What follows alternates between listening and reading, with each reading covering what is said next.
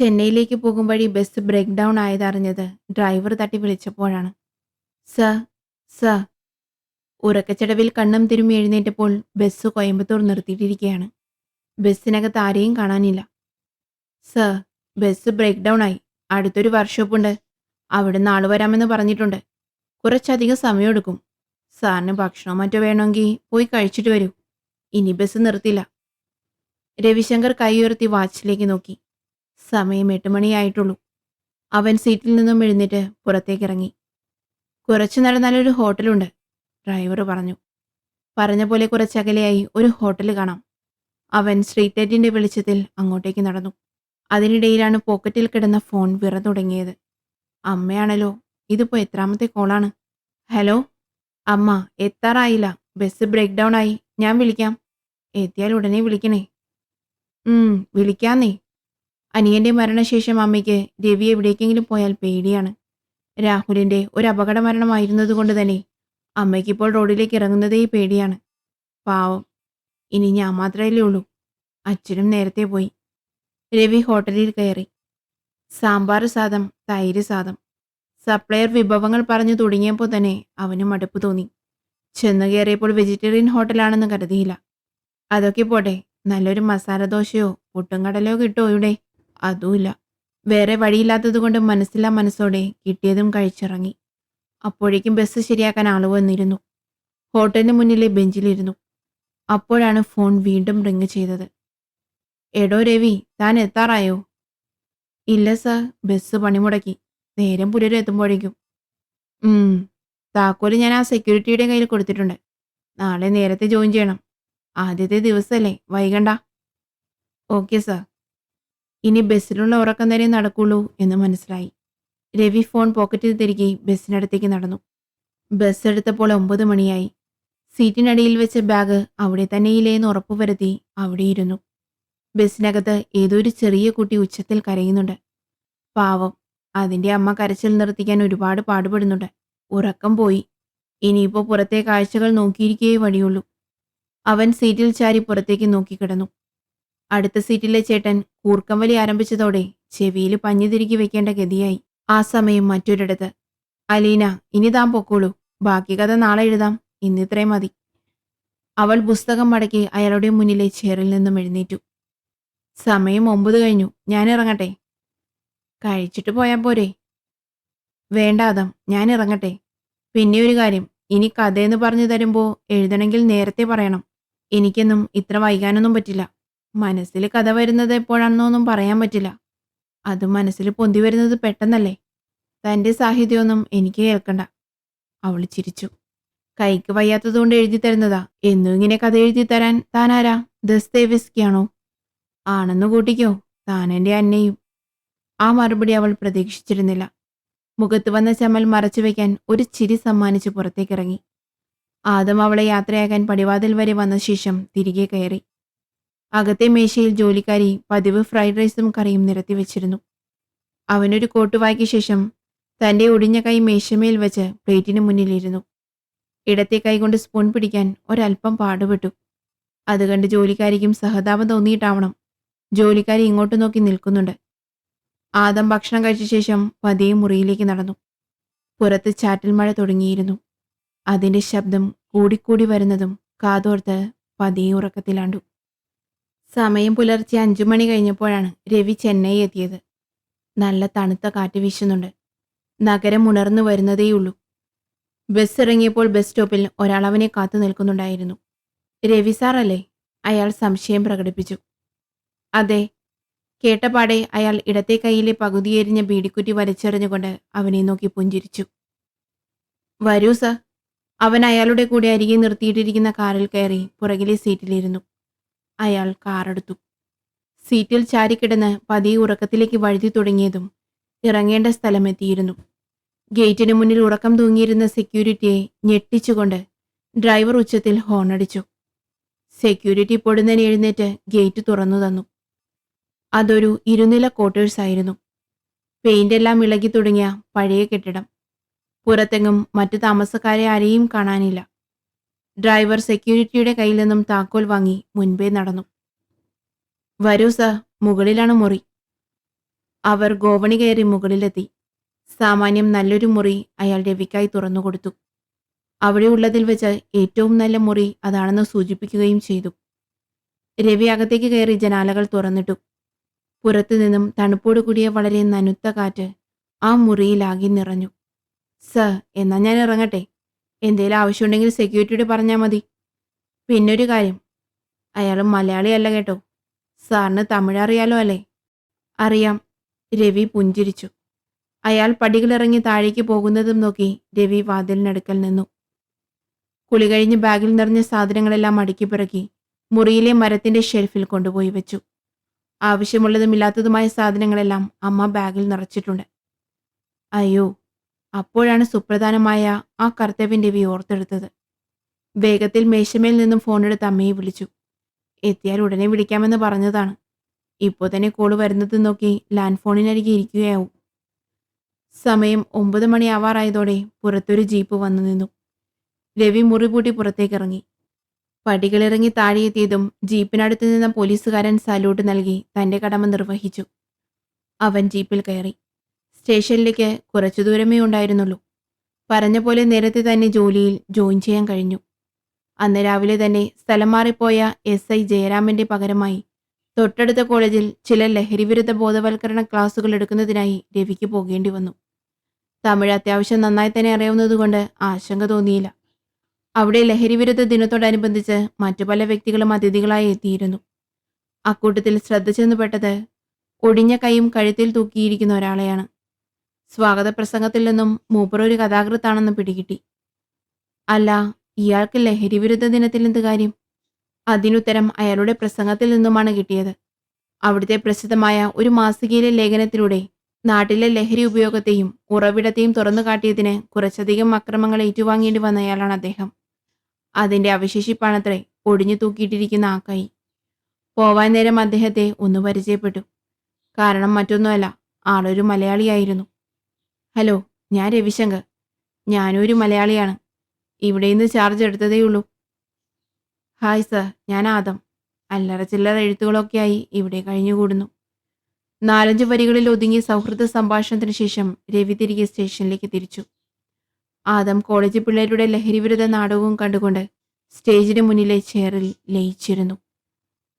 രവിശങ്കർ സ്റ്റേഷനിലെത്തി. അവിടെ അദ്ദേഹത്തെ കാത്ത് 2 പേർ ഇരുന്നിരുന്നു. രവിയെ കണ്ടത് ബഹുമാനാർത്ഥം അവർ ഇരുവരും എഴുന്നേറ്റു നിന്നു. രവി കൈവീശിയിരിക്കാൻ പറഞ്ഞ ശേഷം അകത്തേക്ക് കയറി. രവിയുടെ നിർദ്ദേശപ്രകാരം കോൺസ്റ്റബിൾ അവരെ അകത്തേക്ക് വിളിച്ചു. കാവിമുണ്ടും മുഷിഞ്ഞ ഷർട്ടും നെറ്റിയിലെ നീളത്തിൽ വരച്ച ഭസ്മക്കുറിയുമായി ചിരിച്ചുകൊണ്ട് അവർ അകത്തേക്ക് കയറി വന്നു. വണക്കം സർ. അവർ ഒരു പരാതി നൽകാനായി വന്നതായിരുന്നു. അവർ താമസിക്കുന്ന കോളനിയിലെ ചില വീടുകൾക്ക് പുറത്ത് രാത്രി സമയങ്ങളിൽ ഭയപ്പെടുത്തുന്ന തരത്തിൽ കാലടിയൊച്ചകളും മറ്റും കേൾക്കുന്നു എന്നായിരുന്നു പരാതി. രവിശങ്കർ പരാതി വാങ്ങി പരിശോധിച്ചു. വല്ല മോഷ്ടാക്കളുമാകുമെന്ന് വിലയിരുത്തി അന്വേഷിക്കാമെന്ന് ഉറപ്പും നൽകി അവരെ പറഞ്ഞയച്ചു. എടോ, ഇതെവിടെയായി സ്ഥലം? എനിക്കിവിടെ ഒന്നും പരിചയമില്ല. അതിവിടുന്ന് കുറച്ച് ഉള്ളിലേക്ക് മാറിയുള്ള ഒരു കോളനിയാ സാറേ. ഇവരെ പേടിപ്പിക്കാൻ വേണ്ടി ആരെങ്കിലും ചെയ്യുന്നതാവാനേ വഴിയുള്ളൂ. ഇവരുടെ കയ്യിൽ നിന്നൊക്കെ എന്ത് കിട്ടാനാ? കോൺസ്റ്റബിൾ മറുപടി നൽകി. ആ പിന്നെ സാറേ, നമ്മളിന്ന് കണ്ട ആ സാഹിത്യകാരനില്ലേ, മൂപ്പർ അവിടെയാ താമസം. അദ്ദേഹം എന്തിനാ അവിടെ താമസിക്കുന്നേ? കണ്ടിട്ട് അത്യാവശ്യം നല്ല സാമ്പത്തിക ശേഷിയുള്ള ആളാണെന്നാ എനിക്ക് തോന്നിയത്. അത് എല്ലാ എഴുത്തുകാർക്കുള്ളതുപോലെ അദ്ദേഹത്തിന്റെ ചെറിയൊരു വട്ട്, അത്രേ ഉള്ളൂ. ഞാൻ പണ്ടൊരിക്കൽ അങ്ങേരോട് ഇതേ ചോദ്യം ചോദിച്ചതാ സാറേ. തിരക്കുകൾക്കിടയിൽ നിന്ന് മാറി ജീവിക്കാനാണ് ഇഷ്ടമെന്ന് എനിക്ക് മറുപടി നൽകി. രവി ഇത് കേട്ട് പുഞ്ചിരിച്ചു. എന്തായാലും നമുക്ക് അവിടം വരെ ഒന്ന് പോവാം. അവർ താമസിക്കാതെ തന്നെ അങ്ങോട്ടേക്ക് തിരിച്ചു. ടൗണിൽ നിന്നും മാറി വളരെ ശാന്തമായ മനോഹരമായ പ്രദേശമായിരുന്നു അത്. നല്ലൊരു അന്തരീക്ഷം. വെറുതെയല്ല മൂപ്പർ ഇവിടെ വന്ന് വീട് വെച്ചത്, രവി മനസ്സിൽ ചിന്തിച്ചു.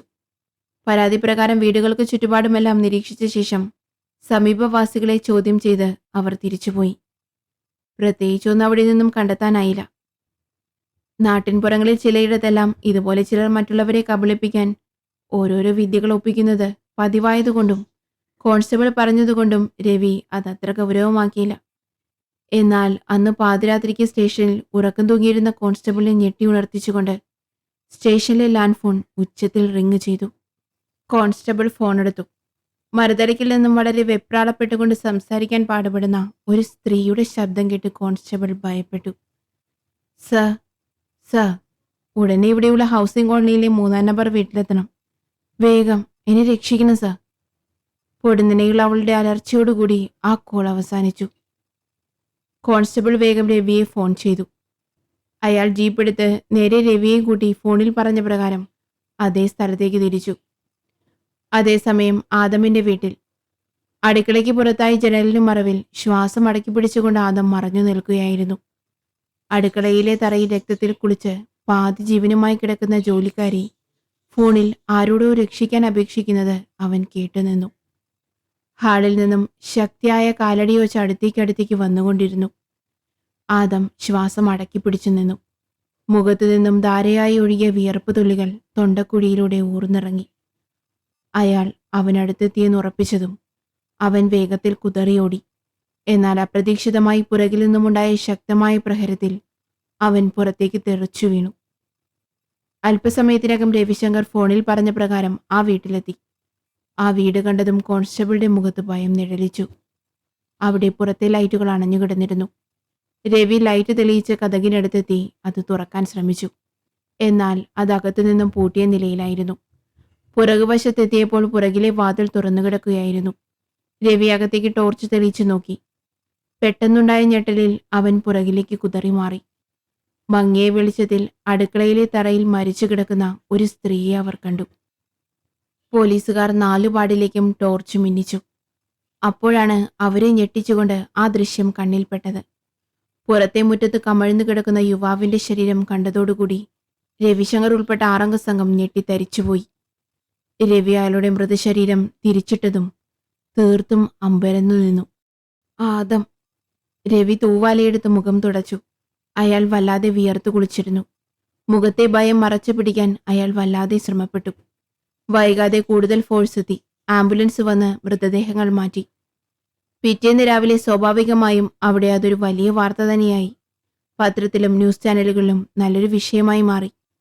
ജോയിൻ ചെയ്ത് ചുരുങ്ങിയ ദിവസങ്ങൾക്കുള്ളിൽ തന്നെ രവിയുടെ ചുമലിൽ വലിയൊരു ഉത്തരവാദിത്തം വന്നു ചേർന്നിരിക്കുന്നു.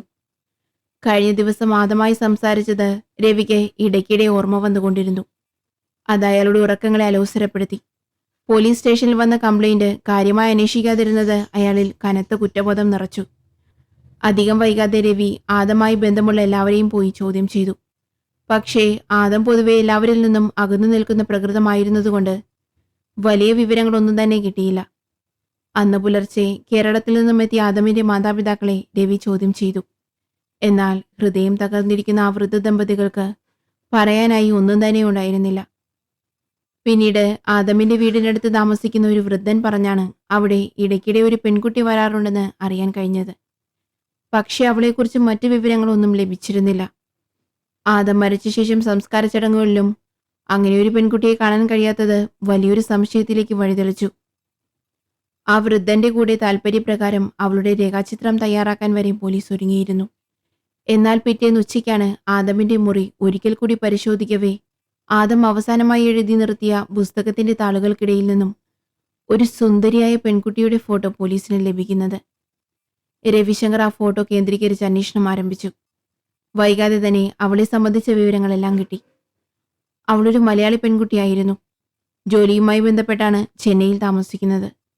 എല്ലാവരിൽ നിന്നും അകന്നു കഴിയാൻ ആഗ്രഹിച്ച ആദത്തോട് കൂടുതൽ അടുത്തിരുന്ന ഒരേ ഒരാൾ അയാളുടെ പ്രണയിനി അലീന.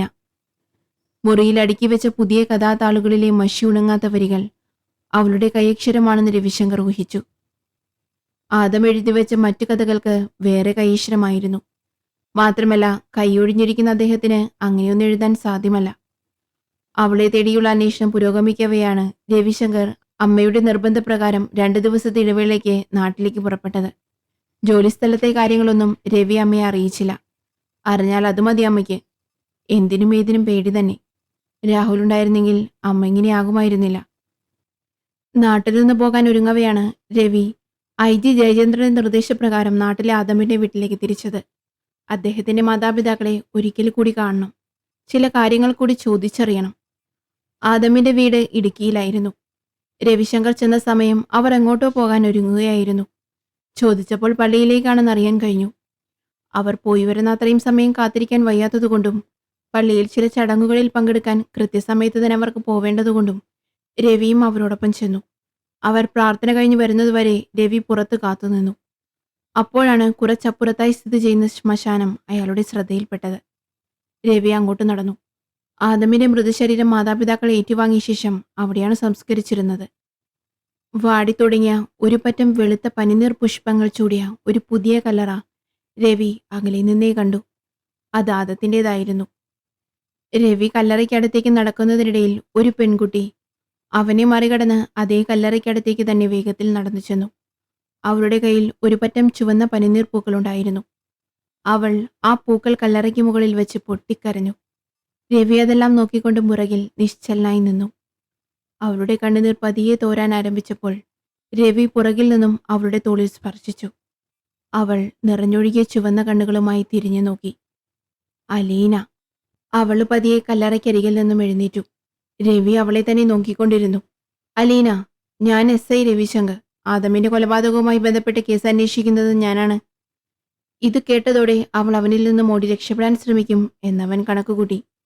എന്നാൽ അവന്റെ പ്രതീക്ഷയ്ക്ക് വിപരീതമായി അവൾ അവന്റെ മുമ്പിൽ തന്നെ നിറകണ്ണുകളോടെ നിശബ്ദയായി നിന്നു. അലീന, താൻ എവിടെയായിരുന്നു?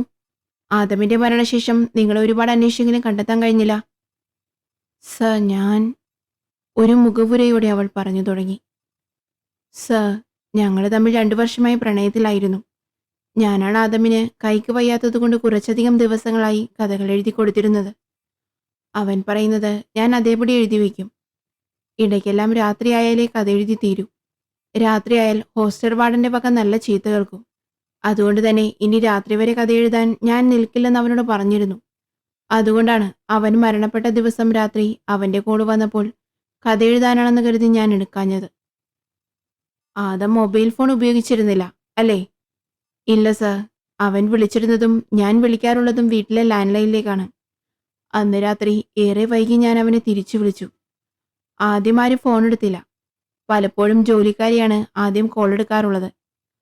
ആദം വിളിച്ചപ്പോൾ ഞാൻ കോൾ എടുക്കാത്തതിന്റെ പരിഭവമാണെന്നാണ് ആദ്യം കരുതിയത്. എന്നാൽ 3-ാമത്തെ തവണ അവൻ ഫോൺ എടുത്തു. പക്ഷേ ഒന്നും സംസാരിച്ചില്ല. കുറച്ചു നേരത്തെ നിശബ്ദതയ്ക്ക് ശേഷം ജോലിക്കാരി സ്ത്രീയുടെ നിലവിളി ഞാൻ ആ ഫോണിലൂടെ വ്യക്തമായി കേട്ടു. പെട്ടെന്ന് തന്നെ ഫോൺ കട്ടായി. അലീന തേങ്ങി കരഞ്ഞു. പറയൂ അലീന, പിന്നീട് എന്തുണ്ടായി? അതോടുകൂടി എന്തോ അപകടം സംഭവിച്ചെന്ന് മനസ്സിലാക്കിയ ഞാൻ ഉടൻ തന്നെ പോലീസ് സ്റ്റേഷനിലേക്ക് വിളിച്ചു. പക്ഷെ കിട്ടിയില്ല. നമ്പർ ബിസിയായിരുന്നു. ഒരുപക്ഷെ ആ സമയമായിരിക്കാം ജോലിക്കാരി മരണവെപ്രാളത്തിൽ സ്റ്റേഷനിലേക്ക് വിളിച്ചത്. രവി ഓർത്തെടുത്തു. സർ, എന്തു ചെയ്യുമെന്നറിയാത്ത അവസ്ഥയിലായി ഞാൻ. ആരെ വിളിക്കുമെന്നറിയില്ല. ഞാൻ മറ്റൊന്നും ചിന്തിക്കാതെ കാറെടുത്ത് ആദമിനടുത്തേക്ക് തിരിച്ചു. എന്തോ ആ കാര്യം ഹോസ്റ്റലിൽ അറിയിക്കാൻ ഞാൻ വല്ലാതെ ഭയപ്പെട്ടു. അറിയിച്ചാൽ ഒരുപക്ഷെ അവർ എന്നെ പോവാൻ അനുവദിക്കില്ലെന്ന് മാത്രമല്ല, അവനെ രക്ഷിക്കാൻ വേണ്ടി അവർ ഒന്നും ചെയ്യില്ലെന്നും എനിക്കറിയാം. പക്ഷെ അവന്റെ വീട്ടിലേക്ക് പോകുന്ന വഴി എനിക്കൊരു ആക്സിഡന്റ് ഉണ്ടാവുകയും ഞാൻ ബോധരഹിതാവുകയും ചെയ്തു. വഴിയിൽ കിടന്ന് എന്നെ മറ്റാരോ ആണ് ഹോസ്പിറ്റലിൽ എത്തിച്ചത്. ഉണർന്നപ്പോൾ നാട്ടിൽ നിന്നും എൻ്റെ അച്ഛനും അമ്മയും വന്നിരുന്നു. അവർ എന്നെ നാട്ടിലേക്ക് കൂട്ടിക്കൊണ്ടുവന്നു. അതിനിടയിൽ ന്യൂസിലൂടെയാണ് ഞാൻ കാര്യങ്ങൾ അറിയുന്നത്. ഒരുപാട് നിർബന്ധിച്ചെങ്കിലും വീട്ടുകാർ എന്നെ പോവാൻ അനുവദിച്ചില്ല. അപ്പോഴേക്കും എല്ലാം സംസ്കാര ചടങ്ങുകളും അവസാനിച്ചിരുന്നു. ഒരു മഴ തോർന്നതുപോലെ അവൾ പറഞ്ഞു നിർത്തി. അപ്പോഴേക്കും ആദമിന്റെ അച്ഛനും അമ്മയും പള്ളി കവാടത്തിൽ നിന്നും പ്രാർത്ഥന കഴിഞ്ഞ് അവർക്കടുത്തേക്ക് വരുന്നുണ്ടായിരുന്നു. അലീനയെ കണ്ടപ്പോൾ അവർ അമ്പരപ്പോടെ അവളെ നോക്കി. ഇതാരാ സാർ ഈ പെൺകുട്ടി? രവി എന്തെങ്കിലും പറയും മുമ്പേ അലീന ഇടയ്ക്ക് കയറി പറഞ്ഞു. ഞാൻ ആദമിന്റെ ഒരു സുഹൃത്താണ്. ഇത് കേട്ടപ്പോൾ ആദമിന്റെ അമ്മ അവൾക്ക് നേരെ നേർത്തൊരു പുഞ്ചിരി സമ്മാനിച്ചു. എന്നാൽ ആ ചിരിയെ മറയ്ക്കും വിധം അത്രമേൽ സങ്കടം അവരുടെ മുഖത്ത് നിഴലിച്ചു കാണാമായിരുന്നു. സർ, ഞങ്ങളോട് എന്താണ് ചോദിക്കാനുണ്ടെന്ന് പറഞ്ഞത്? ആ ചോദ്യം ആദമിന്റെ അച്ഛൻ്റെതായിരുന്നു. വരൂ, നമുക്ക് ആ ബെഞ്ചിലിരിക്കാം. രവി അവരെ കൂട്ടി തിരികെ പള്ളിക്കടത്തേക്ക് നടന്നു. പക്ഷെ അവർ 3 പേരും നടക്കുന്നത് നോക്കിക്കൊണ്ട് അലീന അവിടെ തന്നെ നിന്നു. രവി അവിടെ തിരിഞ്ഞു നോക്കി. സർ, എന്നാ ഞാൻ പോയിക്കോട്ടെ? അവൾ ചോദിച്ചു. രവി അവളുടെ അടുത്തേക്ക് തിരിഞ്ഞു നടന്നു. ശരി, താൻ പോയിക്കോളൂ. തൻ്റെ നമ്പർ ഒന്ന് തരണം. അവൾ അവളുടെ നമ്പർ അവന് നൽകി. അവനത് മൊബൈലിൽ പകർത്തി. പോകാനൊരുങ്ങവേ രവി വളരെ പതിയെ അവളോട് ചോദിച്ചു. ആദമിന്റെ അച്ഛനമ്മയ്ക്കും തന്നെക്കുറിച്ചൊന്നും അറിയില്ലല്ലേ? താനെന്താ അവരോട് സുഹൃത്താണെന്ന് പറഞ്ഞത്? ഒരിക്കൽ എന്നെയും കൂട്ടി അച്ഛനെയും അമ്മയെയും കാണാൻ പോകണമെന്നും അന്നെല്ലാം പറയാമെന്നും ആദം പറഞ്ഞിരുന്നു. പക്ഷേ വിധി അതിന് അനുവദിച്ചില്ല. ഇനി അവർ ഇതെല്ലാം അറിഞ്ഞിട്ടെന്തിനാ? ആദം അവരോടൊന്നും പറഞ്ഞില്ലെന്ന പരാതി അവശേഷിപ്പിക്കുമെന്നല്ലാതെ അതുകൊണ്ട് കാര്യമുണ്ടെന്ന് തോന്നുന്നില്ല. അവർക്ക് ഇനിയും മറ്റൊരു മകനുണ്ട്. അവരോടൊത്ത് സ്വസ്ഥമായി ജീവിക്കട്ടെ. ഞാനൊരു ഭാരാവില്ല ആരുടെ ജീവിതത്തിലും. അവളിതും പറഞ്ഞ് പുറത്തേക്ക് നടന്നു. അവളുടെ വാക്കുകളിൽ നിറഞ്ഞു നിന്ന തീക്ഷ്ണമായ വേദനയെ അവൻ മനസ്സിലാക്കി. ഒരു നിമിഷം അവൾ നടന്നു പോകുന്നതും നോക്കി രവി അവിടെ തന്നെ നിന്നു. രവി ആദമിന്റെ അച്ഛനമ്മമാരുടെ അടുത്തേക്ക് നടന്നു. ചോദിച്ചോളൂ സർ, എന്താ അറിയേണ്ടത്? ആദം വീട്ടിൽ വരാറില്ലായിരുന്നോ? അവസാനമായി വന്നത് എപ്പോഴാണ്? അവൻ 4-5 മാസം കൂടുമ്പോൾ ഇടയ്ക്കൊന്ന് വരും സാറേ. അവന് പൊതുവെ നാട്ടിൽ നിൽക്കാൻ ഇഷ്ടമല്ലായിരുന്നു. ആദമിനൊരു സഹോദരനുണ്ട് അല്ലേ? അതെ സാറേ. അവനും കുടുംബവും വിദേശത്താണ്. അയാളെ ഞാൻ സംസ്കാര ചടങ്ങുകളിലൊന്നും കണ്ടില്ലല്ലോ. മാത്രമല്ല, ഇങ്ങനൊരു മകൻ കൂടി നിങ്ങൾക്കുള്ള കാര്യം നിങ്ങളെന്താ പറയാതിരുന്നത്? അത് അവൻ വരില്ല സാറേ. അവനും ആദവുമായി കുറച്ച് വർഷങ്ങളായി വഴക്കിലായിരുന്നു. ആദമിന്റെ അമ്മ സാരി തലപ്പുകൊണ്ട് കണ്ണു തുടച്ചുകൊണ്ട് തുടർന്നു. അവന്റെ അനിയൻ അരുൺ ആദമിന്റെ വാക്ക് കേൾക്കാതെയാണ് സ്വന്തം ഇഷ്ടപ്രകാരം ഒരു പെൺകുട്ടിയെ വിവാഹം ചെയ്തത്. അവരുടെ പ്രണയവിവാഹമായിരുന്നു. അവളൊരു ഹിന്ദു പെൺകുട്ടിയായിരുന്നു. സ്വാതി എന്ന അവളുടെ പേര്. അതോടെയാണ് ആദം അവനുമായി അകന്നത്. അതോടെ വീട്ടിലേക്ക് വരാതായി. അവനെ എതിർത്ത് നടത്തിയെന്ന് പറഞ്ഞ് അരുണിന്റെ വിവാഹത്തിന് വരെ ആദം വന്നിരുന്നില്ല. അരുണിനോടൊപ്പം വിവാഹത്തിന് കൂട്ടുനിന്നത് കൊണ്ട് ആദമിന് ഞങ്ങളോട് വരെ ദേഷ്യമുണ്ടായിരുന്നു. രവി ഗൗരവത്തോടെ തലകുലുക്കി. ആദം എന്താ ഇത്ര വർഷങ്ങളായി വിവാഹം കഴിക്കാതിരുന്നത്? അനിയന് മുമ്പേ നടക്കേണ്ടതായിരുന്നല്ലോ. ഞങ്ങൾ ഒരുപാട് നിർബന്ധിക്കുമായിരുന്നെങ്കിലും അവന് താല്പര്യം ഉണ്ടായിരുന്നില്ല സാറേ. എപ്പോഴും മുറിയടച്ചിരുന്ന് എന്തെങ്കിലുമൊക്കെ എഴുതിക്കൊണ്ടിരിക്കും. അരുണിപ്പോ എവിടെയാണ്? അവർ ജർമ്മനിയിലാണ് സർ. വിവാഹശേഷം നാട്ടിലേക്ക് വന്നിട്ടില്ല. ഞങ്ങൾ ഒരിക്കൽ അങ്ങോട്ട് പോയിരുന്നു. ആദമിന് ശത്രുക്കളൊന്നും ഉള്ളതായി അറിയില്ല എന്നല്ലേ പറഞ്ഞത്? അറിയില്ല സർ. അത് ഞങ്ങൾ അന്നേ പറഞ്ഞിരുന്നല്ലോ. ശരി, എന്നാലും നിങ്ങൾ പോയിക്കോളൂ. ഒരിക്കൽ കൂടി ബുദ്ധിമുട്ടിച്ചതിന് സോറി. സോറിയോ? എന്തിനാ സാർ? അവന്റെ കൊലയാളിയെ കണ്ടെത്തേണ്ടത് മറ്റാരേക്കാളും ഞങ്ങളുടെ ആവശ്യമല്ലേ? എന്നാ ഞങ്ങൾ ഇറങ്ങട്ടെ. വൃദ്ധരായ ദമ്പതികൾ ഇതും പറഞ്ഞ് മടക്കി വെച്ചിരുന്ന വലിയ ശീലാക്കുട നിവർത്തി പുറത്തോട്ട് നടന്നു. അപ്പോഴേക്കും മഴ നന്നായി ചാറി തുടങ്ങിയിരുന്നു. ആ വൃദ്ധൻ തന്റെ ഭാര്യയെ മഴ കൊള്ളാതെ കൈവലയത്തിലാക്കി കുടയും ചൂടി ദൂരേക്ക് നടന്നകന്നു. രവി കാറിനടുത്തേക്ക് നടന്നു. കാറിൽ കയറി സീറ്റ് ബെൽറ്റ് ഇട്ടപ്പോഴാണ് ഫോൺ റിങ് ചെയ്തത്. അത് IG ജയചന്ദ്രൻ സാറായിരുന്നു. എന്തായി രവി, അവരെ ചോദ്യം ചെയ്ത് കഴിഞ്ഞില്ലേ? കഴിഞ്ഞു സർ. പ്രത്യേകിച്ചൊന്നും കിട്ടിയില്ല. ഞാൻ ഇന്ന് തന്നെ പുറപ്പെടാം. താൻ ഇന്ന് തന്നെ എത്തണം. നമ്മുടെ ഫോറൻസിക് ടെക്നീഷ്യൻ മിസ്റ്റർ മാത്യു എന്നെ വിളിച്ചിരുന്നു. താൻ നാളെ രാവിലെ തന്നെ അദ്ദേഹത്തെ ഒന്ന് പോയി കാണണം. ശരി സർ, ഞാൻ വേഗം എത്താം. രവി ഫോൺ ഓഫാക്കി പോക്കറ്റിൽ തിരുകി കാറുമായി മുന്നോട്ട് കുതിച്ചു. രവി വീട്ടിലെത്തിയ ശേഷം ധൃതിയിൽ തന്റെ സാധനങ്ങളെല്ലാം ബാഗിലാക്കി പോവാൻ ഒരുങ്ങുന്നത് കണ്ട് അമ്മ വേവലാതിപ്പെട്ടു. എന്തു പറ്റി മോനെ? വല്ല പ്രശ്നമുണ്ടോ? വല്ലപ്പോഴല്ലേ വരുന്നേ. 2 ദിവസം കഴിഞ്ഞ് പോയാ പോരെ? അമ്മയ്ക്ക് അവിടുത്തെ കാര്യങ്ങളൊന്നും അറിയാഞ്ഞിട്ടാ. അങ്ങനെ തോന്നുമ്പോഴെല്ലാം ലീവ് എടുക്കാൻ പറ്റിയ ജോലി അല്ല വേണ്ടത്. അമ്മയ്ക്ക് അറിയുന്നതല്ലേ. ഇന്ന് പോയില്ലെങ്കിൽ ശരിയാവൂല. പുതിയൊരു കേസ് വന്നിട്ടുണ്ട്. അതിന്റെ അന്വേഷണ ചുമതല എനിക്കാ. രവി തിരക്കിനിടയിൽ ഒരൽപ്പം അമർഷത്തോടെ പറഞ്ഞു. അമ്മ പിന്നെ ഒന്നും പറഞ്ഞില്ല. കുറച്ചുനേരം സങ്കടത്തോടെ അവനെ തന്നെ നോക്കി നിന്നു. രവി ബാഗ് ഒതുക്കി കഴിഞ്ഞപ്പോൾ മുറിയിലെ ടേബിളിൽ നിന്നും കൂളിംഗ് ഗ്ലാസ് എടുത്ത് ടീഷർട്ടിന്റെ മുകളിൽ തൂക്കിവെച്ച് അമ്മയെ തിരിഞ്ഞു നോക്കി. അവൻ അമ്മയുടെ അടുത്ത് ചെന്ന് അമ്മയുടെ കൂനിഞ്ഞിരിക്കുന്ന മുഖം കൈകൊണ്ട് ഉയർത്തിയിട്ട് പറഞ്ഞു, എന്റെ അമ്മേ, ഞാൻ ഒഴിവ് കിട്ടുമ്പോഴൊക്കെ വരാം. എന്റെ സങ്കടം കൊണ്ട് പറഞ്ഞതല്ലേ, അമ്മ വിഷമിക്കണ്ട. അമ്മ നെറുകയിൽ കൈവച്ച് അവനെ അനുഗ്രഹിച്ചു. അവൻ ബാഗുമായി പുറത്തേക്കിറങ്ങി. കാറിൽ കയറിയപ്പോൾ അമ്മ വിളിച്ചു പറഞ്ഞു, സൂക്ഷിച്ചു പോണേ മോനെ, എത്തിയാ വിളിക്കണം. അതുവിനെ പറയണോ അമ്മേ? അവൻ വണ്ടിയെടുത്ത് വീട്ടിൽ നിന്ന് തിരിച്ചു. അമ്മ അവൻ പോകുന്നത് നോക്കി ഗേറ്റിനരികിൽ നിന്നു. കുറച്ചപ്പുറത്ത് വളവ് തിരിയുന്നതുവരെ അമ്മ അവിടെ തന്നെ നിൽക്കുന്നത് അവൻ കാറിന്റെ കണ്ണാടിയിലൂടെ ശ്രദ്ധിച്ചു. രവി ചെന്നൈയിലെത്തുമ്പോൾ നേരം വെളുക്കാറായിരുന്നു. പതിവ് പോലെ പുറത്ത് ഉറക്കം തൂങ്ങിയിരുന്ന സെക്യൂരിറ്റി എണീപ്പിച്ച് ഗേറ്റും തുറപ്പിച്ചു. കണ്ണെല്ലാം ഒരു വേദന. കൺപോളകളെല്ലാം സ്വയം അടഞ്ഞു തുടങ്ങുകയാണ്. രവി മുറിയുടെ വാതിൽ തുറന്ന് നേരെ കിടക്കയിലേക്ക് വീണു. വൈകാതെ തന്നെ അവൻ ഉറക്കത്തിലേക്ക് ആഴ്ന്നു. നേരം വെളുത്തപ്പോൾ അവിടെ താഴത്തെ നിലയിൽ താമസിക്കുന്ന മണികണ്ഠനാണ് വിളിച്ചെഴുന്നേൽപ്പിക്കുന്നത്. പതിവില്ലാതെ രാത്രി മുറി തുറന്നു കിടക്കുന്നത് കണ്ടപ്പോൾ കാര്യമെന്തെന്നറിയാൻ പരിഭ്രമത്തോടെ വന്നതാണ് കക്ഷി. ഇനി മേലാൽ ഇങ്ങനെ ചെയ്യരുതെന്നും പറഞ്ഞ് തമിഴിൽ 2 ശ്ലോകവും ചൊല്ലിയിട്ടാണ് മൂപ്പര് പോയത്. ആളൊരു ബ്രാഹ്മണനാണ്. ഫോണിൽ റിമൈൻഡർ അടിച്ചുകൊണ്ടിരുന്നു. രവി അത് ഓഫാക്കി ഓഫീസിൽ പോവാൻ തയ്യാറായി. ജയചന്ദ്രൻ സാറ് പറഞ്ഞ പോലെ ഇന്നും മാത്യുവിനെ കാണാൻ പോണം. അവൻ 9 മണിക്ക് മുന്നേ അവിടെ നിന്നും ഇറങ്ങി. കൂടെ കോൺസ്റ്റബിൾ രാജനെയും വിളിച്ചു, ഒരു കൂട്ടിന്. ഫോറൻസിക് ഡിപ്പാർട്ട്മെന്റ് ഓഫീസർ ചെന്നൈയിൽ തന്നെയായിരുന്നു.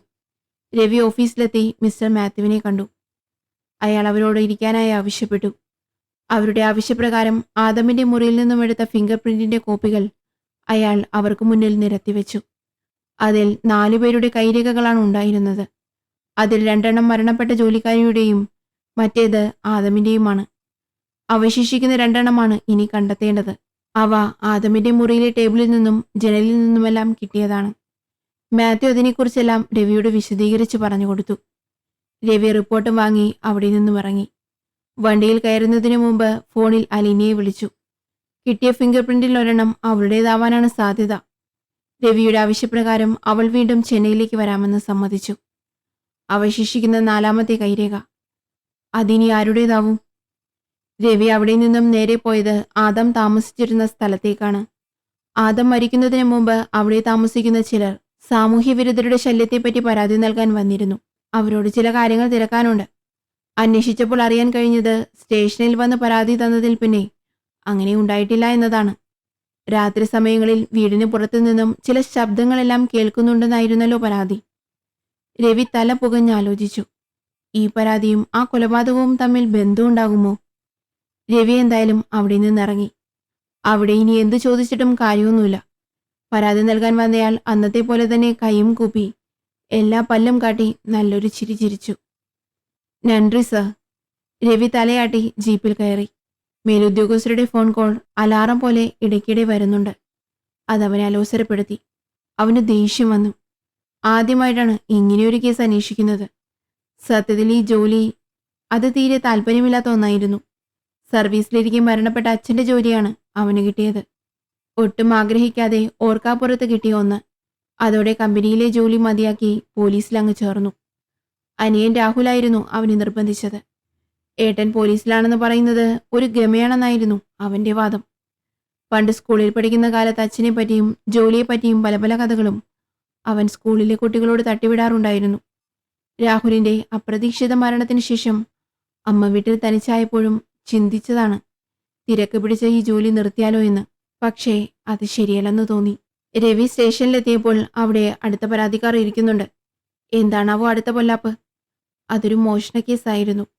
അന്വേഷിക്കാമെന്ന് ഉറപ്പു നൽകി പരാതിയും എഴുതി വാങ്ങി അവരെ അങ്ങ് പറഞ്ഞു വിട്ടു. രവി അകത്തെ ചെയറിൽ കണ്ണുകളടച്ച് കുറച്ചുനേരം ഇരുന്നു. കുറച്ചുനേരം കഴിഞ്ഞപ്പോൾ പുറത്താരോ കാണാൻ വന്നിട്ടുണ്ടെന്ന് കോൺസ്റ്റബിൾ വന്നു പറഞ്ഞു. രവി അവരെ അകത്തേക്ക് വിളിക്കാൻ നിർദ്ദേശം നൽകി. പിറ്റേന്ന് രാവിലെ തന്നെ അലീനയുടെ ഫോൺ വന്നു. അവൾ ചെന്നൈയിലെത്തിയിരുന്നു. രവിശങ്കർ അവളോട് സ്റ്റേഷനിലെത്താൻ ആവശ്യപ്പെട്ടു. പറഞ്ഞ പ്രകാരം രാവിലെ 10 മണിക്ക് തന്നെ അവൾ സ്റ്റേഷനിലെത്തി. രവി അവളെയും കൂട്ടി നേരെ ഫോറൻസിക് ലാബിലേക്ക് തിരിച്ചു. അവിടെ നിന്നും അലീനയുടെ കൈരേഖകൾ പരിശോധിച്ച് ആദമിന്റെ വീട്ടിൽ നിന്നും കിട്ടിയ രേഖകളുമായി താരതമ്യം ചെയ്തു. വിചാരിച്ചതുപോലെ തന്നെ അതിലൊരെണ്ണം അവളുടേതായിരുന്നു. അവൾ മാത്രമായിരുന്നല്ലോ ആ വീട്ടിൽ വരാറുള്ള 3ാമതൊരാൾ. അവശേഷിക്കുന്ന വിരലടയാളം അടുത്ത് താമസിക്കുന്ന ചിലരെയും ആദമിന്റെ ചില ശത്രുക്കളെയും ഒക്കെ വരുത്തി മാച്ച് ചെയ്തു നോക്കി. പക്ഷേ എല്ലാം വ്യത്യസ്തമായിരുന്നു. രവി ചിന്തയിലാണ്ടുകൊണ്ട് ഓഫീസിലെ മേശയ്ക്ക് മുന്നിലിരുന്നു. മേശമേലിരുന്ന ഫോൺ റിങ് ചെയ്തപ്പോഴാണ് രവി ചിന്തകളിൽ നിന്നും ഉണർന്നത്. അവൻ ഫോൺ എടുത്തു നോക്കി. ഇത് ആരുടെ ഫോണാണ്?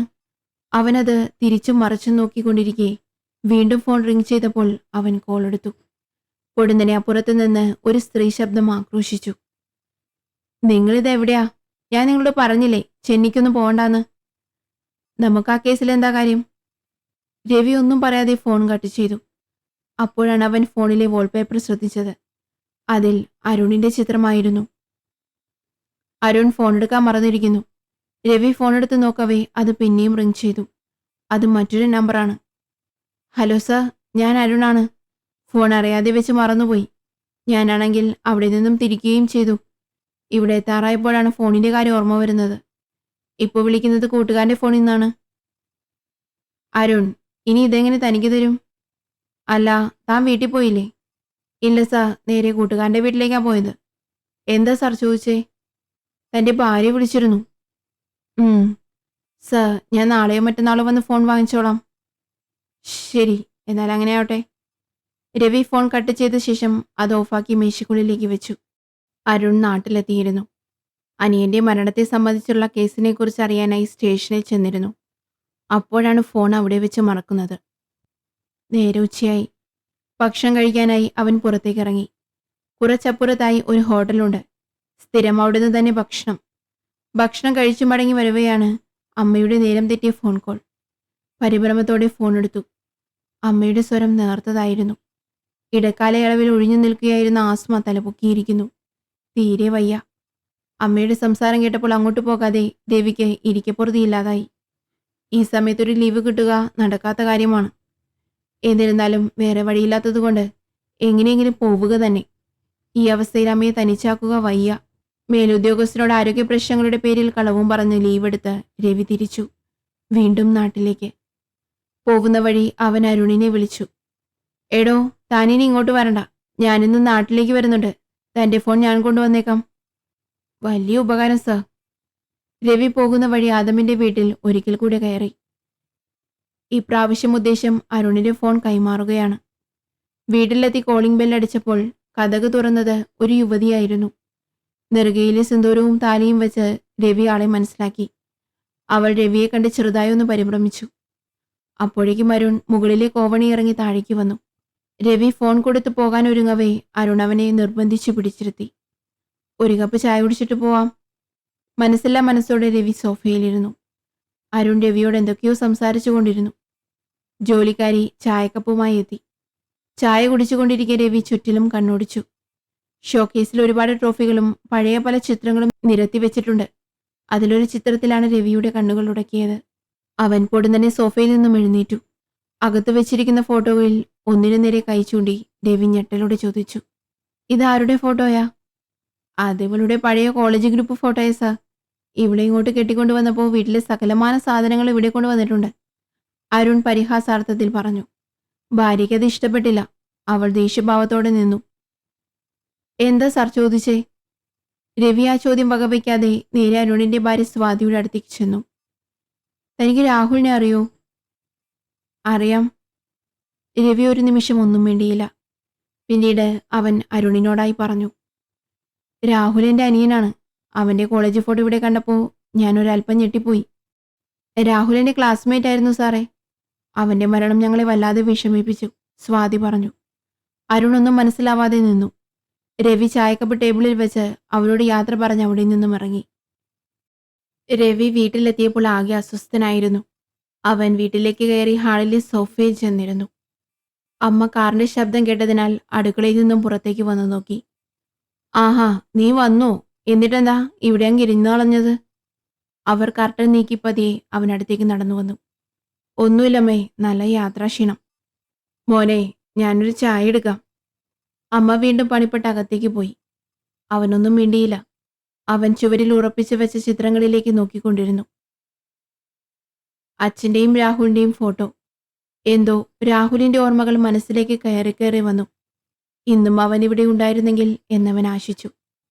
അവൻ തോളിലെ ബാഗ് ഇറക്കി വെച്ച് മുറിയിലേക്ക് നടന്നു. അവിടെ തുരുമ്പിച്ച പഴയ ഇരുമ്പലമാരിപ്പുണ്ട്.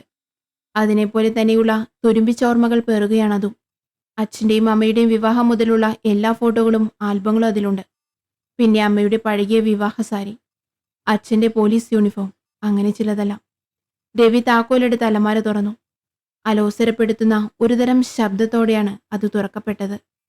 രവി അതിൽ നിന്നും വലിയൊരു ആൽബം പുറത്തെടുത്തു. അവനും രാഹുലും ചെറുതായിരുന്നപ്പോൾ എടുത്ത ഫോട്ടോകളും അവരുടെ സ്കൂൾ കോളേജ് ചിത്രങ്ങളുമെല്ലാം അതിലാണ് സൂക്ഷിച്ചിരുന്നത്. രവി അതെടുത്ത് മറച്ചു നോക്കി. അതിനിടയിലാണ് അമ്മ ചായയുമായി വന്നത്. അമ്മ ആശ്ചര്യത്തോടെ ഒരു നിമിഷം അവനെ നോക്കി നിന്നു. പിന്നീട് ചായ ടേബിളിൽ വെച്ച് ഒന്നും മിണ്ടാതെ നിറകണ്ണുകളുമായി അടുക്കളയിലേക്ക് പോയി. രവി അരുണിന്റെ വീട്ടിൽ കണ്ട രാഹുലിന്റെ കോളേജ് ഫോട്ടോ ആ ആൽബത്തിൽ സൂക്ഷിച്ചു വെച്ചിട്ടുണ്ട്. അവൻ ഒരിക്കൽ കൂടി അതെടുത്തു നോക്കി. പതിയെ അതിനു മുകളിലൂടെ വിരലോടിച്ചു. ഒരു ദീർഘനിശ്വാസത്തോടെ അവൻ ആൽബം മടക്കി വെക്കാനൊരുങ്ങവേ ആ ഫോട്ടോയുടെ പിന്നിൽ നിന്നും മറ്റൊരു ഫോട്ടോ അവന്റെ മടിയിലേക്ക് വീണു. അവൻ അതെടുത്തു നോക്കി. ഇതുവരെ ഇങ്ങനെ ഒരു ചിത്രം ഇതിൽ കണ്ടില്ലല്ലോ. അവൻ കോളേജ് ഫോട്ടോ പുറത്തെടുത്തപ്പോൾ അതിനു പിറകിലായി വെച്ചിരുന്ന മറ്റൊരു ഫോട്ടോ കൂടി കയ്യിൽ കിട്ടി. രവി അതെടുത്ത് വ്യക്തമായി നോക്കി. അവനൊരു നിമിഷം സ്തബ്ധനായി നിന്നു. അവന് സ്വന്തം കണ്ണുകളെ വിശ്വസിക്കാൻ കഴിഞ്ഞില്ല. രവി പൊടുന്നനെ ഫോണെടുത്ത് ഒരാളെ വിളിച്ചു. ഹലോ, ഹരിയല്ലേ? ഞാനാ രവി. താൻ എന്നാ ഫ്രീ ആവുക? എനിക്കൊന്ന് കാണണം, കുറച്ച് കാര്യങ്ങൾ സംസാരിക്കാനുണ്ട്. മറുതലക്കിൽ നിന്നും കാണാമെന്ന് സമ്മതം കിട്ടി. രവി ആൽബം അലമാരയിൽ വെച്ചു. ചായ കയ്യിലെടുത്ത് തിരികെ സോഫയിലിരുന്നു. ശേഷം അവൻ അടുക്കളയിലേക്ക് നടന്നു. അമ്മ അവിടെ എന്തോ പണിയിലാണ്. വയ്യാത്ത നേരത്ത് അമ്മ എന്താ ഉണ്ടാക്കുന്നേ? നമുക്ക് ഭക്ഷണം പുറത്തുനിന്ന് വാങ്ങാം, അല്ലെങ്കിൽ ഞാനും ഉണ്ടാക്കുമല്ലോ. അതൊന്നും വേണ്ട മോനെ, ഇതിപ്പോ ആവും. അമ്മ ചപ്പാത്തി മാവ് കുഴയ്ക്കുകയാണ്. അമ്മേ, നാളെ രാവിലെ എനിക്ക് ഒരിടം വരെ പോണം. വേഗം തിരിച്ചു വരാം, ഒരാളെ കാണാനുണ്ട്. അമ്മ സമ്മതം മൂളിക്കൊണ്ട് തന്റെ ജോലിയിൽ മുഴുകി. അവർ വല്ലാതെ കിതയ്ക്കുന്നുണ്ട്. അവരമ്മയെ നിർബന്ധിച്ച് അടുക്കളയിൽ നിന്നും പിടിച്ച് സോഫയിൽ കൊണ്ടിരുത്തി സ്വയം ചപ്പാത്തി പരത്തുന്ന ജോലി ഏറ്റെടുത്തു. പിറ്റേന്ന് രാവിലെ തന്നെ രവി കാറെടുത്ത് പുറത്തേക്ക് പോയി. പോകും മുമ്പ് ഉച്ചത്തേക്കുള്ള ഭക്ഷണം അടുക്കളയിൽ തയ്യാറാക്കിയിരുന്നു. ക്വാർട്ടേഴ്സിലും തനിയെയാണ് പാചകം. പാചകം പണ്ടുതൊട്ടേ വശമുള്ള ഒരു മേഖലയായതിനാൽ ആഹാരം വെച്ചുണ്ടാക്കാൻ മടിയില്ല. അവൻ തിരികെ വന്നത് ഏറെ വൈകിയാണ്. അതിനിടയിൽ അമ്മ 3-4 തവണ വിളിച്ചു കഴിഞ്ഞു. വന്നപ്പോൾ സന്ധ്യ മയങ്ങിയിരുന്നു. അമ്മ ഉമ്മറത്തെ ലൈറ്റ് ഇട്ടിട്ടുണ്ട്. മുറ്റത്താകെ ഇരുട്ട് പരന്നിരിക്കുന്നു. അവൻ കാർ മുറ്റത്തേക്ക് ചേർത്ത് നിർത്തി. അമ്മ പൂമുഖത്തേക്ക് ഇറങ്ങി വന്നു. അമ്മ അവിടെ നിന്നാ മതി, ഇരുട്ടത്തേക്ക് വരണ്ട. അവൻ അകത്തേക്ക് കയറി മുറിയിലേക്ക് ഷർട്ട് മാറാൻ ഒരുങ്ങവേ പോക്കറ്റിൽ കിടന്ന ഫോൺ വിറച്ചങ്ങ് താഴെ വീണു. രവി കുനിഞ്ഞ് ഫോൺ എടുത്ത് നോക്കി. ഭാഗ്യം, ഫോണിനൊന്നും പറ്റിയിട്ടില്ല. സാറാണ് വിളിക്കുന്നത്. അവൻ കോൾ എടുത്തു. Hello sir. എടോ, താനെന്താ എന്നോട് പറയാനുണ്ടെന്ന് പറഞ്ഞത്?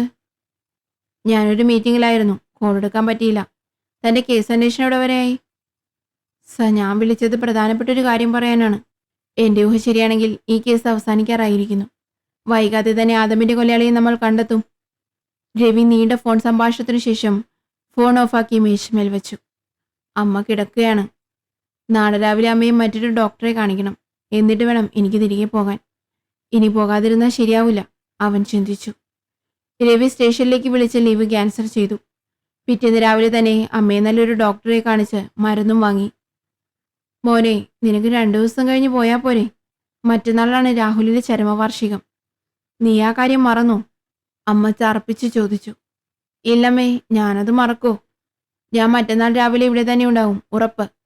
ഇപ്പോൾ ഞാൻ പോട്ടെ, സ്റ്റേഷനിൽ ചെന്നിട്ട് അത്യാവശ്യമുണ്ട്. അവൻ അമ്മയെ സമാധാനിപ്പിച്ചു. മറ്റന്നാൾ രാവിലെ ആചാരപ്രകാരം രാഹുലിന് വേണ്ടി ഒരു ബലിയിടണം. അതൊരു ചടങ്ങാണ്. അതിനുശേഷം അവൻ സ്ഥിരമായി പോയിരുന്ന അവൻ ഏറ്റവും പ്രിയപ്പെട്ട ഒരിടത്തേക്ക് പോകണം. 3 കിലോമീറ്റർ അകലെയുള്ള ഒരു അനാഥാലയം. രാഹുൽ ജീവിച്ചിരുന്നപ്പോൾ ഇടയ്ക്കിടയ്ക്ക് അവിടെ പോകുമായിരുന്നു. അവിടെയുള്ള കുട്ടികളുമായി വളരെ കൂട്ടായിരുന്നു. സ്കൂളിൽ പഠിക്കുമ്പോൾ അവൻ്റെ ഒരു ചങ്ങാതി അനാഥാലയത്തിൽ കഴിഞ്ഞിരുന്ന കുട്ടിയായിരുന്നു. അന്നു മുതൽ അവൻ്റെ കൂടെ അനാഥാലയത്തിൽ ഇടയ്ക്കിടെ പോകും. പിന്നെ അതൊരു പതിവായി. വലുതായി കഴിഞ്ഞും അവിടുത്തെ ചെറിയ കുട്ടികളുമായി അവൻ വളരെ സൗഹൃദത്തിലായിരുന്നു. രാഹുൽ മരണപ്പെട്ടപ്പോൾ അവിടുത്തെ പിള്ളേരെ കൂട്ടി ഫാദർ അവൻ്റെ മൃതശരീരം കാണാൻ വന്നിരുന്നു. കഴിഞ്ഞ വർഷവും രവി അമ്മയെ കൂട്ടി രാഹുലിന്റെ ചരമവാർഷിക ദിനത്തിൽ അവിടെ പോയി. രാഹുലിന്റെ പേരിൽ അന്നത്തെ ദിവസത്തെ ഭക്ഷണം അവർക്ക് നൽകാനായി. ആ പതിവ് തെറ്റിക്കണ്ട. രവി മറ്റന്നാൾ രാവിലെ എത്താമെന്ന് ഉറപ്പ് നൽകി നേരെ ചെന്നൈയിലേക്ക് തിരിച്ചു. രവി സ്റ്റേഷനിലെത്തി. രവിയെ കണ്ടതും കോൺസ്റ്റബിൾ പുറത്തേക്ക് ഓടി വന്നു. എന്താ സാർ ലീവ് ക്യാൻസൽ ചെയ്തത്? പെട്ടെന്ന് ചെയ്തു തീർക്കേണ്ട കുറച്ച് കാര്യങ്ങളുണ്ടോ? രവി സല്യൂട്ട് സ്വീകരിച്ച് അകത്തേക്ക് കയറി. അകത്തെ ചെയറിൽ പോയിരുന്നു. അവൻ ധൃതിയിൽ ആദമിന്റെ കേസ് ഫയലും ഫോറൻസിക് റിപ്പോർട്ടും ഒരിക്കൽ കൂടി പുറത്തേക്കെടുത്ത് പരിശോധിച്ചു. കോൺസ്റ്റബിൾ പതുക്കെ അകത്തേക്ക് വന്നു നോക്കി. എന്താ സാർ, വല്ല തുമ്പും കിട്ടിയോ? രവി ചിരിക്കുക മാത്രം ചെയ്തു. രവി ഫോറൻസിക് ടെക്നീഷ്യൻ മാത്യുവിനെ ഫോണിൽ വിളിച്ചു. ഹലോ മാത്യു, ഞാൻ പറഞ്ഞിരുന്ന പോലെ താൻ വരുമല്ലോ അല്ലേ? ഹലോ സാർ, സാറ് പറഞ്ഞ പോലെ ഞാൻ എൻ്റെ കാറിൽ അവിടം വരെ വരാം. രവി ഫോണ് കട്ടാക്കി മേശപ്പുറത്ത് വെച്ചു. കോൺസ്റ്റബിൾ ഒന്നും മനസ്സിലാവാതെ നിന്നു. അയാൾക്ക് എന്തൊക്കെയോ ചോദിക്കണമെന്നുണ്ടായിരുന്നു. പക്ഷേ അയാളൊന്നും മിണ്ടാതെ പുറത്തേക്ക് നടന്നു. അവൻ മേശമേൽ കൈകുത്തി വെച്ച് ഒരുപാട് നേരം ചിന്തകളിൽ മുഴുകിയിരുന്നു. ശേഷം ഫയലുകൾ തന്റെ ബാഗിനുള്ളിലാക്കി കോൺസ്റ്റബിളിനെയും കൂട്ടി പുറത്തേക്കിറങ്ങി. അവൻ ആദമിന്റെ വീടിനടുത്തുള്ള ടൗണിലെ സകല ലോഡ്ജിലെയും ഹോട്ടലിലെയും റിസപ്ഷൻ രജിസ്റ്ററും CCTV ദൃശ്യങ്ങളും പരിശോധിച്ചു. വൈകിട്ടോടെ രവി വീണ്ടും നാട്ടിലേക്ക് തിരിച്ചു. പോകും വഴി അവൻ അലീനയെ ഒരിക്കൽ കൂടി വിളിച്ചു. അലീന, ഇത്രയും നാളത്തെ ഞങ്ങളുടെ അന്വേഷണം ഏതാണ്ട് അവസാനിക്കാറായിരിക്കുന്നു. ആദമിന്റെ കൊലയാളിയെ കാണണമെന്ന് തനിക്ക് ആഗ്രഹമുണ്ടെങ്കിൽ മാത്രം നാളെ ഞാൻ പറയുന്നിടത്തേക്ക് വരണം. അവൾ വരാമെന്ന് ഉറപ്പ് നൽകി. ഇനി മറ്റു ചിലരെ കൂടി വിളിക്കാനുണ്ട്. രവി നേരെ അരുണിന്റെ വീട്ടിലേക്കാണ് പിന്നീട് പോയത്. അരുൺ വാതിൽ തുറന്നപ്പോൾ രവിയെ കണ്ട് അമ്പരന്നു. ഹലോ സർ, അകത്തേക്ക് വരൂ. എന്താ വിശേഷിച്ചെന്തെങ്കിലും? അവൻ രവിയെ സ്വീകരിച്ച് അകത്തേക്ക് ഇരുത്തി. അവർ സോഫയിലിരുന്നു. അപ്പോഴേക്കും ശബ്ദം കേട്ടുകൊണ്ട് അരുണിന്റെ അച്ഛനമ്മയും ഭാര്യയും ഹാളിലേക്ക് വന്നു. അരുൺ, നിങ്ങൾ നാളെയല്ലേ തിരികെ പോകുന്നേ? അതെ സർ. എപ്പോഴാ ഫ്ലൈറ്റ്? വൈകിട്ട് 5 മണിക്കാണ് സർ. നാളെ പോകുന്നതിന് മുമ്പ് നിങ്ങളെല്ലാവരും ഞാൻ പറയുന്നൊരിടത്തേക്ക് വരണം. കേസുമായി ബന്ധപ്പെട്ട് ചിലത് പറയാനുണ്ട്. എന്നിട്ട് നിങ്ങൾ പോയിക്കോളൂ. അരുണും കുടുംബവും വരാമെന്ന് ഉറപ്പു നൽകി. രവി ഇറങ്ങാനൊരുങ്ങവേ പെട്ടെന്ന് എന്തോ ഓർമ്മ വന്ന പോലെ തിരികെ നടന്നു വന്നു. ആ, പിന്നെ ഒരു കാര്യം ഞാൻ ചോദിക്കാൻ വിട്ടുപോയി. ആദം ഇവിടെ ഉപയോഗിച്ചിരുന്ന മുറി അതെനിക്കൊന്ന് കാണാൻ പറ്റുമോ? തീർച്ചയായും സാർ. അവരിവിടേക്ക് അങ്ങനെ വരാറില്ലാത്തത് കാരണം അധിക സാധനങ്ങളൊന്നും ഇവിടെയില്ല. വരൂ, കാണിച്ചു തരാം. അവർ രവിയെ മുകളിലെ നിലയിലേക്ക് കൂട്ടിക്കൊണ്ടുപോയി. അവൻ ആദം മുൻപ് ഉപയോഗിച്ചിരുന്ന മുറിയിലേക്ക് കയറി. അലമാരയിൽ അടുക്കി വെച്ച കുറച്ച് വസ്ത്രങ്ങളും 2-3 പുസ്തകങ്ങളും മാത്രമേ അവിടെ ഉണ്ടായിരുന്നുള്ളൂ. അതെന്താ ആ മേശയ്ക്കിടയിൽ? രവി കണ്ണാടിക്ക് മുന്നിലേക്ക് തിരിഞ്ഞു നിന്ന് ചോദിച്ചു. അത് ചേട്ടൻ ഉപയോഗിച്ചിരുന്ന പഴയ കണ്ണടയാ. സ്വാതി, അതിങ്ങടുത്തേ. അരുൺ പറഞ്ഞതനുസരിച്ച് അവൾ മേശക്കടിയിൽ വീണ് കിടന്നിരുന്ന കണ്ണട കഷ്ടപ്പെട്ടെടുത്ത് രവിക്ക് കൊടുത്തു. രവി മുറിയിൽ നിന്നും കിട്ടിയ ചില പുസ്തകങ്ങളും ആ കണ്ണടയും എടുത്ത് മുറിക്ക് പുറത്തിറങ്ങി. ശേഷം അവൻ അവരോട് യാത്ര പറഞ്ഞ് അവിടെ നിന്നും തിരിച്ചു. നാളെ അവിടെ കാണുമെന്ന് അമ്മയ്ക്ക് ഉറപ്പുകൊടുത്താണ് അവൻ രാത്രിയോടെയാണ് തൻ്റെ വീട്ടിലെത്തിയത്. അവനെ കണ്ടപ്പോൾ അമ്മയ്ക്കൊരല്പം ആശ്വാസമായി. പിറ്റേന്ന് രവി അമ്മയും കൂട്ടി പുലർച്ചെ തന്നെ രാഹുലിന് വേണ്ടി ബലിയിടാനായി പുറത്തേക്ക് പോയി. അതിനുശേഷം തിരികെ വന്ന് ഉച്ചയ്ക്ക് മുൻപേ അനാഥാലയത്തിലേക്ക് തിരിച്ചു. അവിടെ അന്നത്തേക്കുള്ള ഭക്ഷണം നേരത്തെ തന്നെ രവി ബുക്ക് ചെയ്തിരുന്നു. അവർ വരുമെന്നറിയാവുന്നതുകൊണ്ട് തന്നെ ഫാദർ ബെഞ്ചമിൻ അവിടെ കാത്തു നിൽക്കുന്നുണ്ടായിരുന്നു. രവി ജോലിക്കാരോടൊപ്പം ചേർന്ന് അവിടുത്തെ അന്തേവാസികൾക്ക് ഭക്ഷണം വിളമ്പി. ഫാദർ ഭക്ഷണത്തിന് മുമ്പ് രാഹുലിന്റെ ആത്മാവിന് വേണ്ടി പ്രാർത്ഥിക്കാൻ അവരോട് ആവശ്യപ്പെട്ടു. പ്രാർത്ഥനയ്ക്ക് ശേഷം അവർ കഴിക്കാനിരുന്നു. അത് കണ്ടപ്പോൾ രവിയുടെയും അമ്മയുടെയും മനസ്സ് നിറഞ്ഞു. അതിനുശേഷം രവി പുറത്തേക്കിറങ്ങി. അമ്മ അകത്ത് തന്നെ നിന്നു. രവി മുറ്റത്തേക്കിറങ്ങി പുറത്തെ ബെഞ്ചിലിരുന്നു. അപ്പോഴാണ് മുറ്റത്തൊരു കാറ് വന്ന് നിന്നത്. അത് അലീനയായിരുന്നു. രവിയുടെ ആവശ്യപ്രകാരം അവൻ പറഞ്ഞ സ്ഥലത്ത് അവൾ എത്തി. അലീന, ഇരിക്കൂ. അവൾ ചുറ്റുമൊന്ന് നിരീക്ഷിച്ച ശേഷം ആ ബെഞ്ചിലിരുന്നു. അല്പസമയത്തിനകം മറ്റൊരു കാറ് കൂടി അങ്ങോട്ടേക്ക് പ്രവേശിച്ചു. കാറ് തുറന്നിറങ്ങിയത് അരുണായിരുന്നു. Hi sir. ഇതാരായി പെൺകുട്ടി? അപ്പോഴേക്കും കാറിന്റെ ബാക്ക് ഡോർ തുറന്ന് അരുണിന്റെ അച്ഛനും കൂടെ ഭാര്യയും പുറത്തേക്ക് ഇറങ്ങി വന്നു. അതല്ലല്ലോ ഇപ്പോഴത്തെ വിഷയം, എല്ലാം പറയാം. നിങ്ങളോട് എനിക്ക് കുറച്ച് കാര്യങ്ങൾ സംസാരിക്കാനുണ്ട്.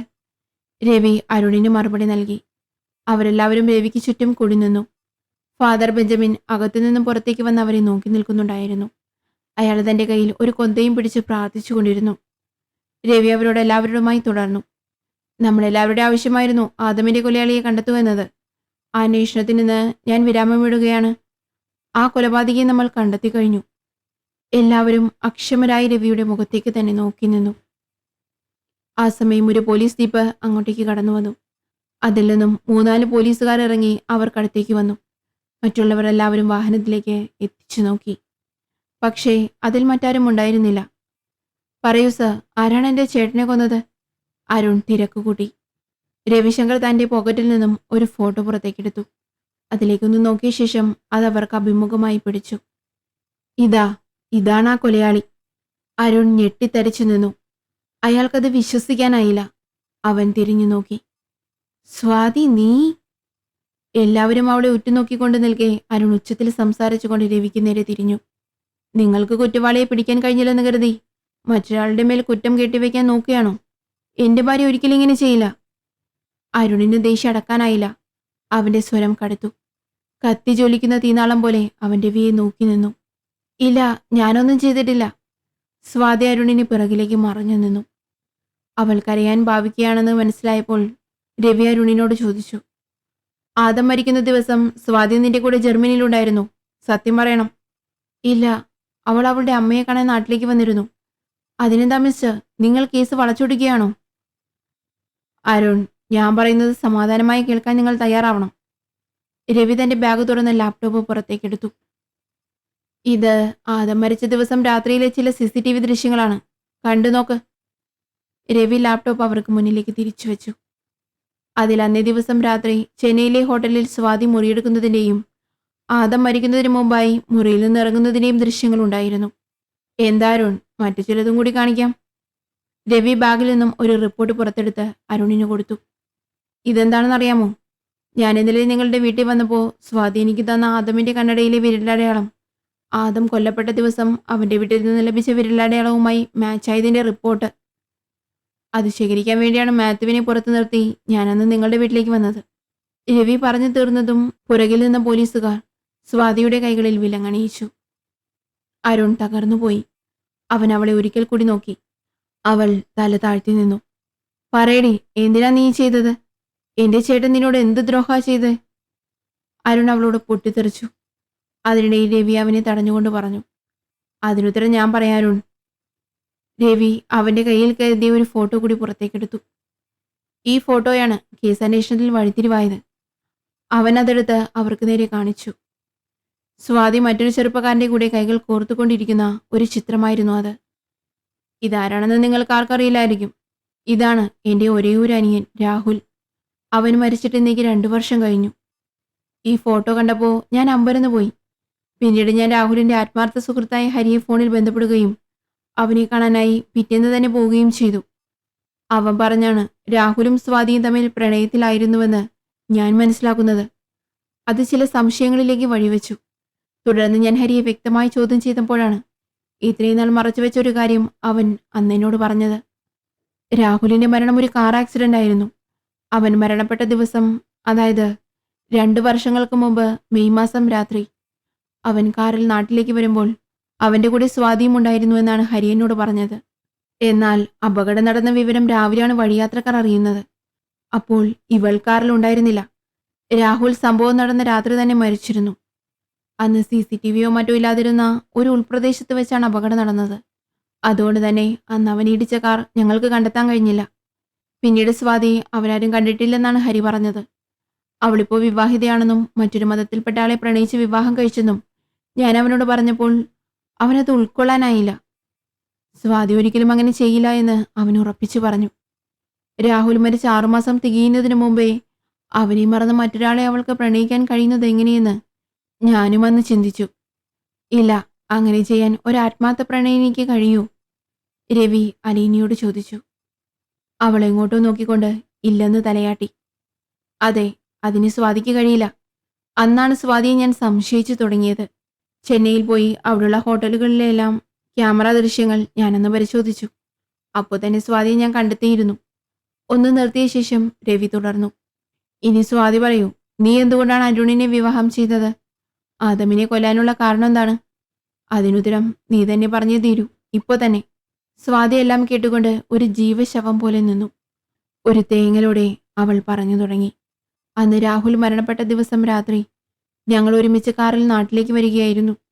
അപ്പോഴാണ് ഒരു വിജനമായ സ്ഥലത്ത് വെച്ച് ഞങ്ങളുടെ കാർ ആക്സിഡന്റ് ആവുന്നത്. ഞാൻ പുറത്തെ പുല്ലിലേക്ക് തെറിച്ചു വീണു. എനിക്ക് ചെറിയ പരിക്കുകൾ ഉണ്ടായിരുന്നു. ഞങ്ങളെ ഇടിച്ച കാറിന്റെ ഉടമ ഡോർ തുറന്ന് പുറത്തേക്ക് ഇറങ്ങി വന്നു. ഞങ്ങളെ നോക്കി. രാഹുലിന് അപ്പോൾ ചെറിയ ശ്വാസം മാത്രമാണ് ഉണ്ടായിരുന്നത്.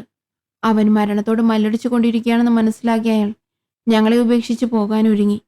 ഞാൻ എങ്ങനെയോ ഓടിവന്ന് അയാളുടെ കാലിൽ പിടിച്ച് പോവരുതെന്ന് അപേക്ഷിച്ചു. പക്ഷേ രാഹുലിനെ ആശുപത്രിയിൽ കൊണ്ടുപോയാൽ എന്തായാലും വഴിമതി അവൻ മരിക്കുമെന്നും പിന്നീട് അയാൾക്ക് കോടതി കയറി ഇറങ്ങേണ്ടി വരുമെന്നുമാണ് അന്ന് അയാൾ എന്നോട് പറഞ്ഞത്. സ്ട്രീറ്റ് ലൈറ്റ് വെളിച്ചത്തിൽ അന്ന് അയാളുടെ മുഖം ഞാൻ വ്യക്തമായി കണ്ടു. വൈകാതെ തന്നെ എൻ്റെ ബോധം നഷ്ടമായി.